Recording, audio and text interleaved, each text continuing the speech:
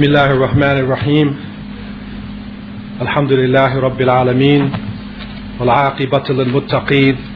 Wa la udwana illa ala adh-dhalimin. Wa ashhadu an la ilaha illallah wahdahu la sharika lah. Wa ashhadu anna Muhammadan abduhu wa rasuluh. Sallallahu alayhi wa ala alihi wa ashabihi. Wa man da'a bi da'watihi wa istanna bi sunnati ila yawm ad-din. وسلم تسليما كثيرا أما بعد. All praises due to Allah, Lord of the worlds, and surely the best reward is for those who have taqwa, and surely there is no animosity except for the oppressor. And I bear witness that Allah is one and has no partners, and that Muhammad, the son of Abdullah, is his servant and his last messenger. May Allah constantly and always send peace and blessings to Muhammad and to his family and his companions and all those who call to his way and establish his sunnah to the day of judgment. As to what follows, Assalamu alaikum wa rahmatullahi wa barakatuh. I begin with alhamdulillah, and I bring you the warm salams and greetings and feelings of solidarity from your brothers and sisters in South Africa. And I pray that Allah subhanahu would make you and make me all successful in this life, and would bless us inshallah to be of those who would enter Jannah in the hereafter. No doubt since the last time I was here with you, the world has changed radically. And the position of Muslims in many parts of the world has gone from being very obscure to being openly placed in front of the eyes of the people. Muslims are finding themselves under pressure, and not only in the traditional areas of pressure, but they are finding themselves under pressure even in countries, in some of the Western countries, where we never expected to feel psychological, physical, emotional, financial pressure. And I seek refuge in the words of Allah subhanahu wa ta'ala, who has revealed to his beloved messenger alayhi salatu wasalam the best of words and the final revelation. And Allah subhanahu tells us, A'udhu billahi minash shaitanir rajim, Ya ayyuhalladhina amanu in tattaqullaha yaj'al lakum furqanan wa yukaffir ankum sayyi'atikum wa yaghfir lakum wallahu dhul fadl azim. In Surah Al-Anfal, Allah subhanahu wa ta'ala has revealed, O you who believe, if you keep your duty to Allah, if you have taqwa, He will grant you a criterion, and He will release you from your sins and forgive you. And Allah is the Lord of great bounty. Many of the great ulama have looked into this ayah, and I believe it is of special importance to us today, with the world being so covered with confusion and with deception. Imam al-Shawkani rahimahullah in his Fathul Qadir, speaking through the eyes of many of the fuqaha, has shown us that this furqan, because it's saying that if we have taqwa, Allah would make for us a furqan. That this furqan is tabat al-qulub wa quwwat al-basair wa husn al-hidayah. That this furqan would give us insha'Allah tabat al-qulub, that Allah would strengthen the hearts, wa quwwat al-basair, that Allah would give us that vision that we need, and that basira that we need, not to look just at superficial things, but to be able to go to the depths of the issues. And that Allah would give us hidayah, the best of guidance. The furqan can also refer to that which separates al-haq min al-batil, that which a criterion that separates the truth from falsehood. The furqan also can refer to an-najat min kulli ma takhafuna, an escape from all that you fear. And so the more we return to Allah subhanahu wa ta'ala, the more we come closer, the more we surround ourselves in the consciousness of the Creator, the more we connect this hayat ad-dunya with the next life and realize that this life is passing, and that to a certain extent it is only an illusion. The more we can come to this understanding, this will help us to be able to deal with this pressure, to deal with these demons, real or false, that are popping up around us and around Muslims and people of consciousness throughout this planet. So I seek refuge in the words of Allah subhanahu wa ta'ala, and I pray that Allah would plant our feet firmly in the earth, and that Allah would clear our hearts of any fear, and He would replace that fear with taqwa. He would replace that fear with the consciousness of Him, so that whatever happens in this world, that as long as we know we have pleased Allah subhanahu wa ta'ala, that inshallah we would be satisfied with the qadr of Allah in however it falls. Brothers and sisters, friends, billions of dollars are being spent to distort the image of Islam. And we are seeing it now done on an international scale. Even though we know Islam is the religion of peace, we know that it comes from the root salama, it is seeking peace through submission to the will of Allah. We know that Islam is the way of all of the anbiya, of all of the prophets, that Allah sent prophets and messengers to every nation, to every tribe, that this understanding of not submitting to material things, not submitting to desires, this has been shared by people throughout the planet, and it is through this way that human beings found peace, that human beings found a way to relate to each other than through racialism, or through tribalism, or through class struggle and class differences. That this way of tawheed, this way of the oneness of God, when it comes into the hearts, is even greater than police forces.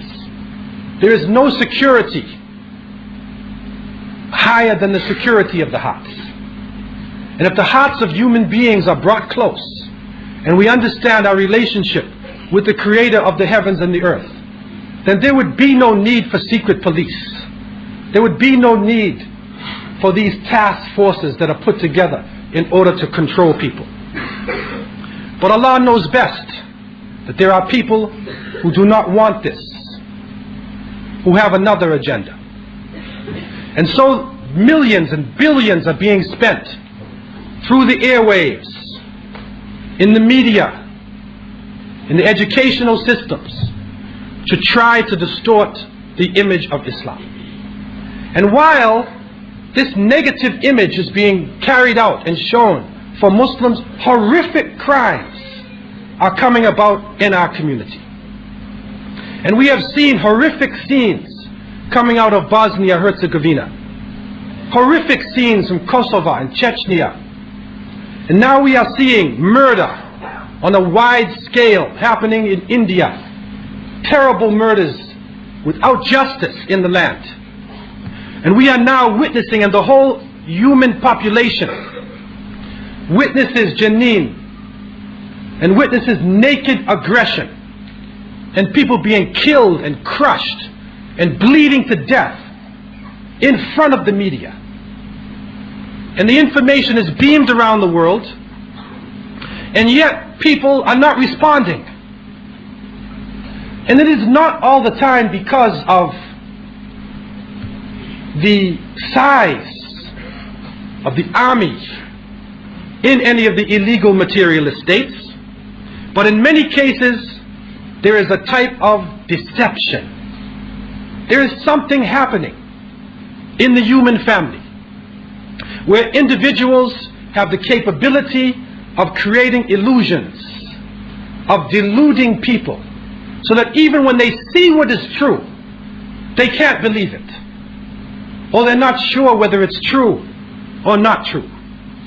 And so we need to ask ourselves and ask the world and try to analyze what is going on.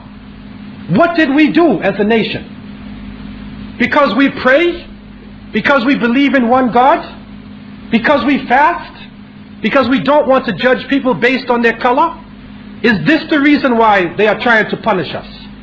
We have to analyze this, to try to understand what is going around us, and to begin to look at issues not just from the superficial side, but to go deeper into issues and try to understand the symbols and the signs and the groupings of people who are having profound influences upon the human family.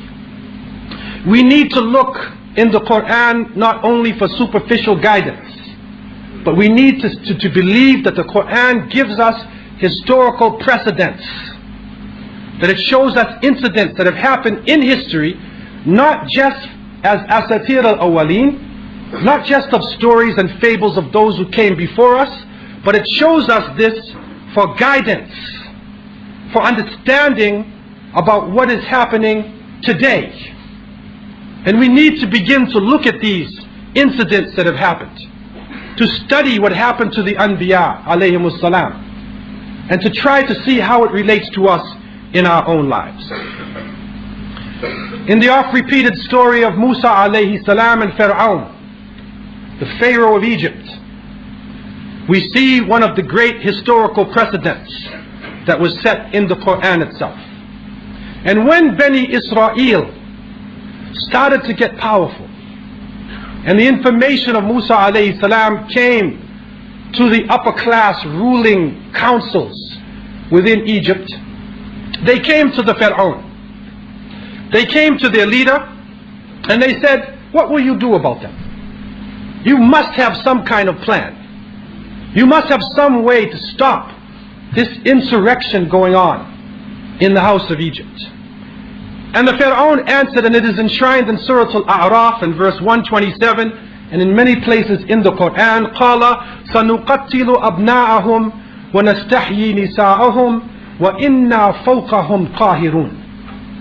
The Pharaoh said, we will kill their young boys and keep the women alive, for surely we have irresistible power over them. And so we see the precedent happening, the killing of the youth and the control of the sexuality of the women. And we see it happening today so vividly in Philistine. Gun down the young people.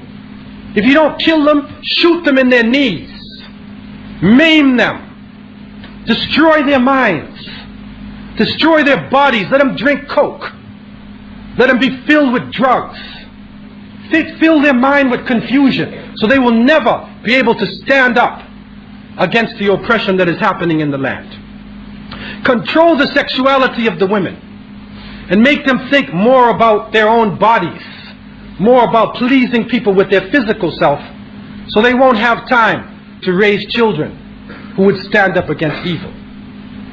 And so when this information got back to Musa alayhi salam, we see also enshrined in these famous verses, قال موسى لقومه استعينوا بالله واصبروا إن الأرض لله يورثها من يشاء من عباده والعاقبة للمتقين.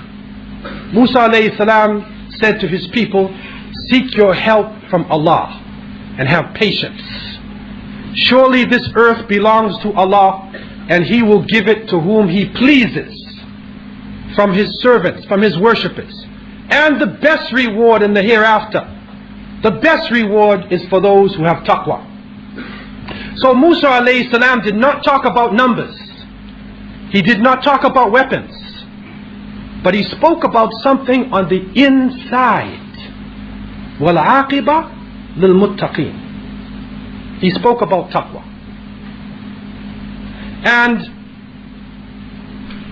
it is interesting that throughout Islamic history, there have been many of the leaders and illuminaries in Islam and the scholars of Islam who looked not only at the outside what was happening, but tried to understand the complexity of the inside of the Muslims, knowing that Allah has said, إِنَّ اللَّهَ لَا يُغَيِّرُ مَا بِقَوْمٍ حَتَّى يُغَيِّرُ مَا بِأَنفُسِهِمْ. Allah will not change the condition of a people till they change that which is in themselves.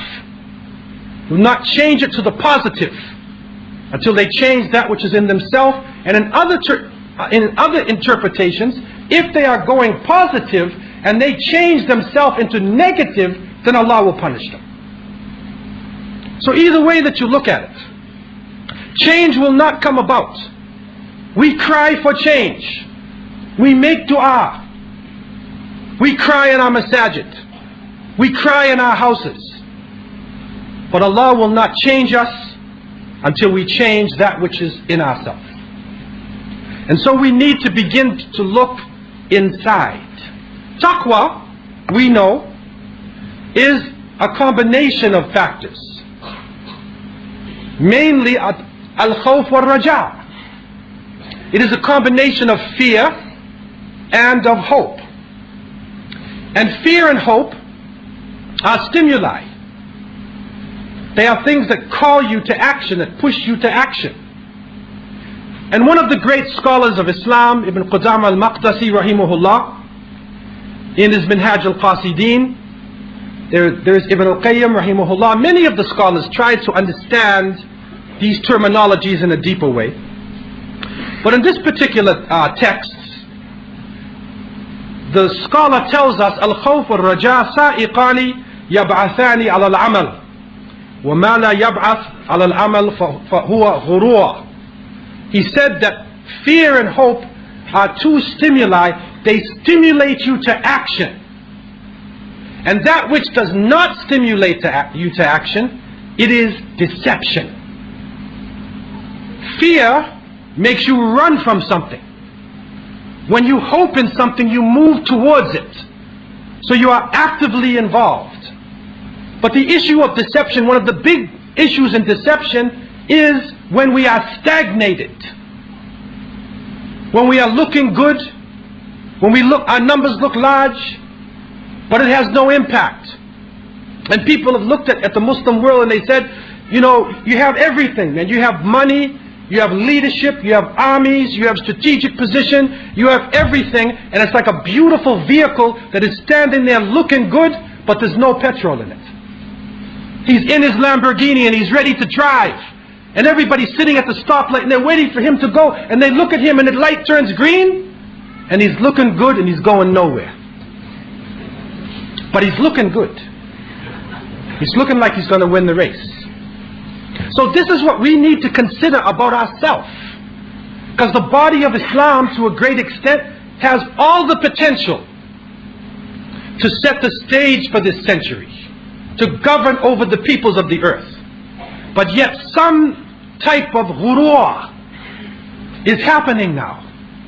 And this ghurur is a general thing, and there is a specific thing, and we want to try to understand deception, to look at some of the levels of deception, the types of deception, and the danger, and how it can make us look good and go nowhere.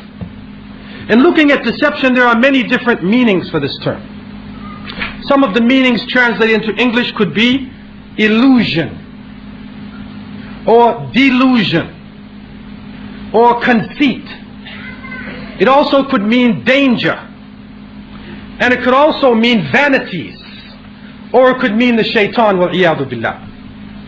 And Ibn Qudama rahimahullah, he told us the ghurur is ma yaghurru al-insan min mal wa jah wa shahwa wa shaitan.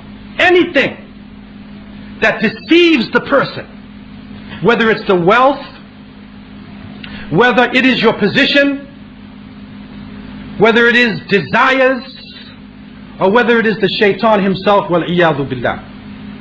And you will see ghurur coming in many forms in the Quran itself. In Ali Imran we see in part of the ayah it says وَمَا الْحَيَاةِ الدُّنْيَا إِلَّا مَتَاعُ الْغُرُورِ, that the life of this world is nothing but material deception. Allah tells us وَمَا يَعِدُهُمُ الشَّيْطَانِ إِلَّا غُرُورًا, and that the shaitan promises them nothing but deception. It's an illusion. Here today, and it's gone tomorrow. And you see many different verses dealing with this. And the general form of ghurur we see being carried out within the Western society, which now through globalization has influenced people all throughout the planet. And we see people being caught up with the hayat ad-dunya, struggling for wealth, struggling back and forth. And even this deception of wealth, this danger of wealth, is in the Muslim world. And it may be one of the biggest fitnas that we face today. And the Prophet ﷺ has told us clearly, Inna likulli umma fitna wa fitna tu hadhihi al-umma al-mal.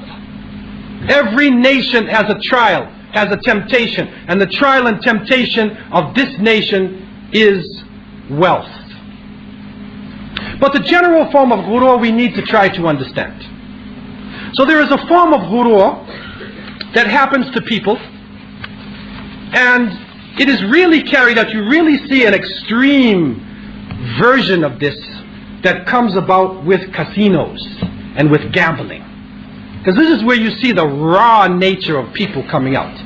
That greed and that desire to win something that is an illusion. And 99.9% of them are losing all of their money. But they keep going back thinking that they're going to win. And some foolish Muslims, they think they're going to win too. One Muslim even came to me and he won. He actually won, I don't know, about $20,000 or something like that. And he came and said, Brother Abdullah, please, let me have a fatwa, brother. I'll pay my zakat. I'll pay my zakat. I can't give you a fatwa, man. If you win something in the lotto, if you win something by gambling, it's haram. And I can't give you a fatwa for this, man. But this ghurur we saw carried out in Canada. A young woman won in the lottery, the Ontario lottery. She won $21 million. Now imagine that. $21 million she won. Overnight she's a millionaire. But she came on television that night with her father. The father had some wisdom. And he said, may God help us. May God help us. The next day, they were frantically calling the family. They wanted to marry the girl. They wanted to move in next door to the house. They started threatening their lives. And so he had to take his daughter and hide, change their identity, and go underground. So the money that was supposed to free them put them in prison. وَمَا الْحَيَاةِ الدُّنْيَا إِلَّا مَتَاعُ الْغُرُورِ. It's material deception. In Britain, I remember a man won about 20 million British pounds in the lottery. And the whole of the country stood still. He's in paradise, man. He's in heaven. He has everything that he wants. And then his nafs took over, his nafs al-amara bisu. And they described, it's a real thing, it was an article. He started eating food. He started importing food and eating food and eating food until he gained weight and became about 310 pounds and he dropped dead. وَمَا الْحَيَاةِ الدُّنْيَا إِلَّا مَتَاعُ الْغُرُورِ. So the money that was supposed to give him life took his life. It's a deception. You think the money is liberating you, but it's not liberating you. You don't get something for nothing. It's a deception though, and it's put out in front of the people. So the people live with this dream, and they continue to play the lottery, they continue to gamble, thinking that they will be successful. But what is interesting for us tonight is not just the general form of this deception. We want to go to the specific with the Muslims. And it is always good within our series, and anything that we do, that we start with ourselves. Inna Allah la yughayyiru ma biqawmin hatta yughayyiru ma bi anfusihim. We need to start with ourselves. And the scholars looked into many different categories of ghurur. We want to talk about a few of them tonight. There is one form where the people are deceived bi salah abaihim, that they are deceived by the goodness and righteousness of their families. So they think that because of their family, they're saved. And so they say, no, I don't have to make salat. My father used to make salat. My father was a great alim. We come from a long line of scholars. I don't have to get up for fajr. He is deceived. No, my mother used to give zakat. Why do I have to give zakat? We are an important family, and we built the mosque, we built the center. Why do I have to give zakat? This is deception. This is where the ghurur comes in, because he is now stagnated because of the issue of his family that should actually inspire him to do more. It becomes turned around, and because of his family or his nationality or his village, he thinks that he's saved. And this is a form of deception that is in our ummah. And it has even reached the point that we had people who call themselves Sharif. And we have great respect for the family of the Prophet alayhi salatu wasalam. But some people are running around playing like they are noblemen or they are sayyids, and they think they can do anything because they have that name. Even some of the rulers of our country, some corrupt tyrants who have ruled our countries, claim to be from the family of the Prophet ﷺ. But your blood alone is not enough. Because if it was enough, then let us look back at the time of Nuh alayhi salam. Look at the son of Nuh alayhi salam, who drowned with the other people.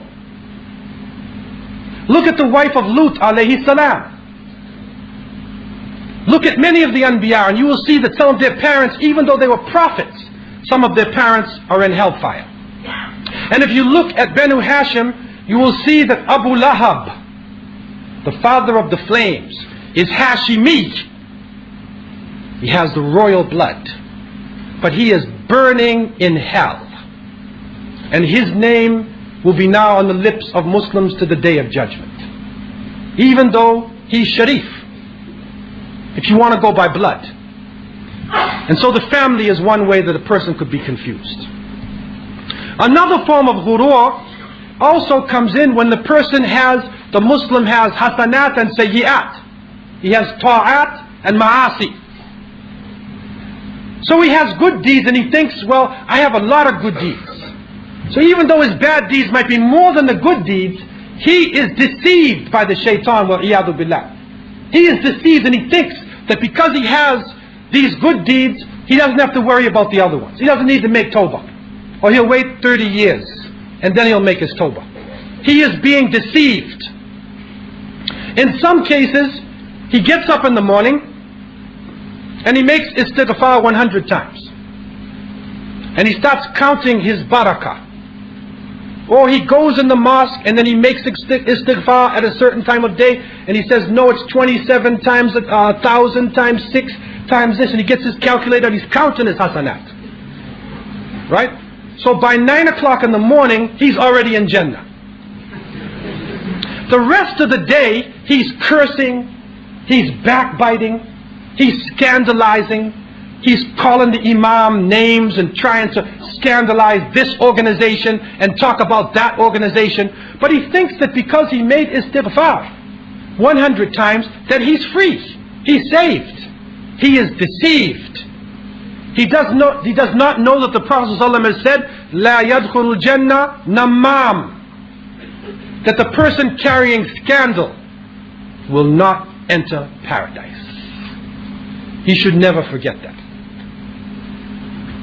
And so the deception can come even to a believer who has done righteous deeds.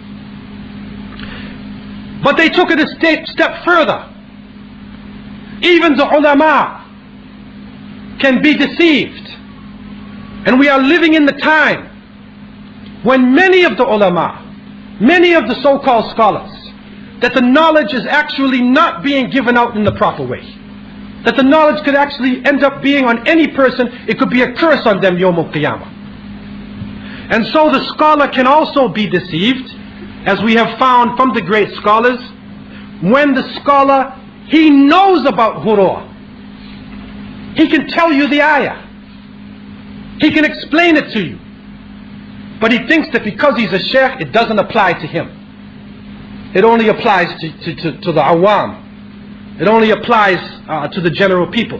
He doesn't remember that Allah told us in Surah Ash-Shams, قَدْ أَفْلَهَا مَنْ زَكَّاهَا, that the one who purifies his heart is the one who succeeds. Not the one who knows about purity, but the one who actively is involved in purifying himself. That is the one who is successful. He doesn't remember that Allah told us in Surah Al-Jumu'ah, and he makes this tashbih, this description. He tells us what we could become. He said, كَمَثَلِ الْحِمَارِ يَحْمِلُ أَسْفَارًا, that you can be like a donkey with books on his back. The donkey's riding, he's got tafsir, he's got Bukhari and Muslim, he's got everything on his back, but he can't read. So he's just moving along, carrying the knowledge, and the knowledge is of no benefit to him. And so this ghurur can happen even to the people of knowledge. And we could take it a step further. There are even those whose the complexity of ghurur goes to the point where they know the ayah and they apply the Quran to their superficial self. They do some of the outward rituals of Islam. They are doing their rituals, but they do not apply the knowledge to their hearts. They stop on the outside. And so even though they know what deception is, they still have talab al-ulu. They want power and position. They can't control the shahwah. They can't control their desires. They can't control their material needs, even though they know that it is wrong. But they don't apply it to their hearts. It is like, and the example is giving, is like a person, he looks in his backyard and he has grass and weeds. So he cuts the grass and he sees the weeds. And so he cuts the weeds, but he only cuts it on the surface. And he says, now my garden is perfect. I can't see the weeds, but he didn't go to the root of the weed. And by not going to the root, it will grow up again. Next time it will grow up even stronger. So he needs to go to the root of the issue, right down to the heart. And this is one of the crucial points. How can Allah subhanahu wa ta'ala give us authority in the land if we have takabbur, if we have arrogance and pride in our hearts? How would Allah give us power in the land if we look down on people, even other Muslims, because of their color, or because of their language, or because of their economic status? How can we expect Allah subhanahu wa ta'ala to give us authority? How can we expect Allah subhanahu wa ta'ala to give us victory if we have hasad, and we are so jealous of each other, always looking back at each other? What material progress did he make? Did she have a new baby? Okay, if you want one, that's fine. But if you hate the fact that another Muslim has a baby, or another Muslim has a new car, or they made some progress, the masjid has a new carpet in it, if you hate that, then the hasad destroys everything. And so we could be fasting, we could be praying, we could be going to Hajj, paying zakat. And as the Prophet ﷺ said, إِيَّاكُمْ وَالْحَسَدْ فَإِنَّ الْحَسَدَ يَأْكُلْ حَسَنَاتِ كَمَا تَأْكُلُ النَّارُ الْحَطَبِ. Beware of jealousy and envy. It eats up your good deeds like a fire eats up firewood. And so the hasad can destroy us from the inside. This ghurur also can take an interesting form. And I was shocked to read in books that are over sometimes 1,000 years old, and to find issues that are very similar to what is happening in our own community. And I say this with all humility to the movement leaders that we have. But our Islamic movements should be bringing us together. Our Islamic movements need to unite us on the truth, need to be humble and sincere, and bring the Muslims together. This is what we need in these times. Strong examples, not just izzah on other Muslims, but izzah al-kafirin, that's standing up in front of the disbelievers and the haters of truth. But there is a form of ghurur that is mentioned by the scholars, where the person spends all their time on ilm al-khilaf, that he gets the books of fiqh, he gets the books of aqidah, and he only studies the differences between this scholar and that scholar. So he becomes a master in showing you the differences between that and that. and he can actually point out a difference and tell you 10 daleels for this thing. He can tell you the opinion of that, and he can't even make salat right. But ilm al-khilaf. And so what happens is, many of our young people get caught up fighting each other over triviality. Now there are some points which are very important, but the difference of opinion should not make you hate another Muslim. It should not make you threaten the life of another Muslim. Then what is the purpose of it? And the Prophet ﷺ has told us, مَا ضَلَّ قَوْمًا قَطْ بَعْدَ هُدَى إِلَّا أُوتُوا الْجَدَلِ. That people would not go astray after guidance until they were given the ability to argue with each other. The ability to argue. When our energy should not be spent on arguments. That we need to go forward. Because we are in a deep struggle now, whether we know it or not. And if you're in a hot struggle, a hot battle, and the bullets are flying and people are dying, and a Muslim comes on your side and you look at him, are you going to say, what madhab are you, brother? What does it matter, man? You have a Muslim on your side, man. And does it matter whether he sits in tahiyyat and he moves his finger or not? If they have daleel, if there is part of Ahl Sunnah wa Jama'ah, what is the problem? But some people are so overly heavy. They are actually tilting toward this. Their whole life is based on khilaf. On finding what is wrong with other Muslims and attacking them and shooting them down and destroying them and breaking up their organization. You don't have to have Mossad. You don't have to have these organizations, man. Just let loose some of these twisted Muslims on them. And so the great scholars of Islam 1,000 years ago said, it is ghurur. It is ghurur. It is deception. And we need to look at this before we even look outside. Another group spends their time and they're really into this thing, and it is happening, and may Allah help them. They spend their time on makharij al-huruf. So they learn ilm al-tajweed, and they are reading how to pronounce the harf. And so he spends all his time on makharij al-huruf, and he learns to pronounce it perfectly, and he never reads the meaning of the Quran. So he knows how to say it, but he's not putting it into his own life. And the Prophet ﷺ said the time would come when people would read the Quran in melodious tones and it wouldn't pass their throats. It wouldn't pass their throat. Sadaqa Rasulullah sallallahu alayhi wasallam. Others read or spend their time in Nahu and Sarf. And they learn the rules of Nahu. And we need to know these rules of grammar. We need to know it. But if the whole day is spent upon Nahu and Sarf, and people are dying, man. They're dying in the streets. And you're arguing about the struggle between the Kufiyin and the Basriyin in grammar.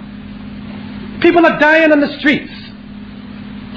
So we need to come out of this ghurur. It is the first deception. It is the first and most lethal form of deception that we are facing. It is the essence of the struggle that is going on today. Because I believe strongly, and Allah knows best, that this ummah is moving toward the front, and this ummah has the potential to lead the world. But we need to try to repair ourselves. And I want to leave you with a few points. One is that we need to renew our relationship with Allah.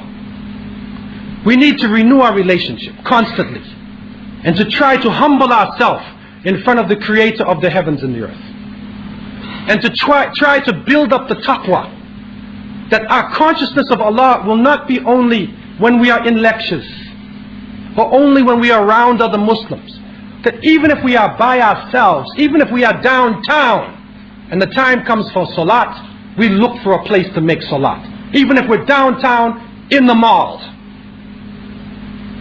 we don't only pray inside of the masjid.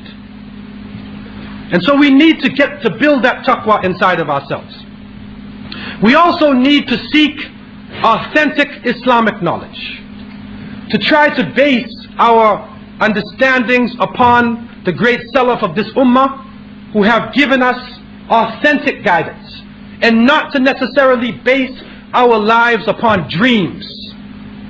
And no doubt there is something in the dreams, but it is not the basis of our lives. Not base the thing upon the length of a person's beard. In Cape Town now we have all types of people running around. Alhamdulillah, Allah has blessed us with many masajid, 120 masjids in just one city and its suburbs. But all types of movements, and now you got to watch out, because people are coming with giant beards and giant kufis on their head and turbans that are like 2 feet wide, and they're coming in now, and people are fooled at the size. They're measuring the turbans now.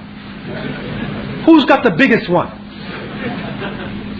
Don't be fooled by the turban. Don't be fooled, because sometimes it's the opposite. And if we are really supposed to humble ourselves to Allah subhanahu wa ta'ala, then why would we even try to do that? To be struggling against each other in this type of thing. So we need to strengthen that taqwa within ourselves, and to try to look for the type of authentic knowledge that can help us separate Islam from culture. Islam, culture. Because our cultures are many times not Islamic. And many times we are doing things because we saw our parents do it. We are doing things because it is the way of our people, not because it is the way of the Sahaba and the early generations. Number 3, that we need to ask Allah for hikmah, for wisdom.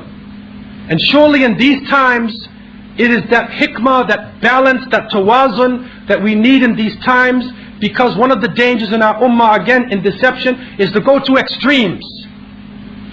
But we need that balance to be able to make the right decisions, as the Arabs would say, وَضْعُ الشَّيْءِ فِي مَحَلِّ, putting things in the proper place.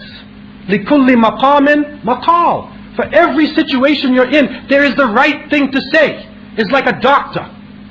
When the doctor sees his patient, and if the doctor were to just look at you and say, okay, take this medicine here, my friend, he might give you the wrong medicine, it's not enough and you're still sick, or he might give you too much and kill you.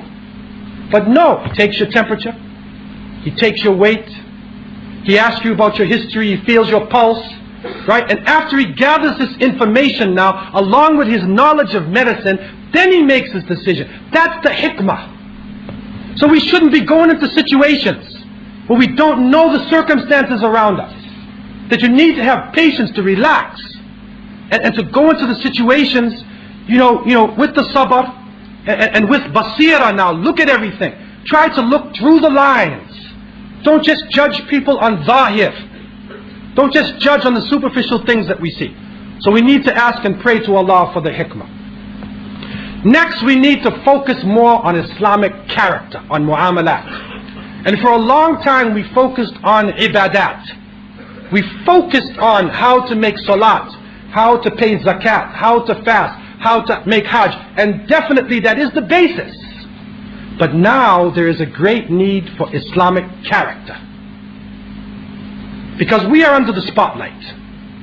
And you'll be surprised to know that even though in America, where it seems to be so bad for Muslims, in New York City, right New York City itself, and many parts of America, you can't get a copy of the Quran. You cannot get a copy. Every single English copy has been sold out.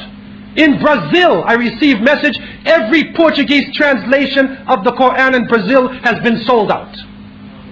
Everybody wants to read this book. So out of this evil, out of this action, which I don't believe that any of us did, and Allah knows best who did it, and I do not feel that it is a victory for Islam. It is a terrible action that was done, and thousands of Muslims might have died in those flames. But out of that evil that went on that day, Allah is bringing us closer to where we need to be. And maybe we need to have some pressure on us. Maybe life has become too easy for us. So we need to study the character of the Prophet ﷺ. He told us, بُعِثْتُ لِأُتَمِّمَ مَكَارِمَ الْأَخْلَاقِ, I have been sent to complete the best of character. So you need to look at our character, man. We can't fast in the month of Ramadan, and as soon as Shawwal comes, you start swearing. A person goes to Hajj, and comes back to his shop and then he raises the prices on people? He cheats people after he just made Hajj? Then why did he make Hajj? Just to put Haji Fulan on his shop?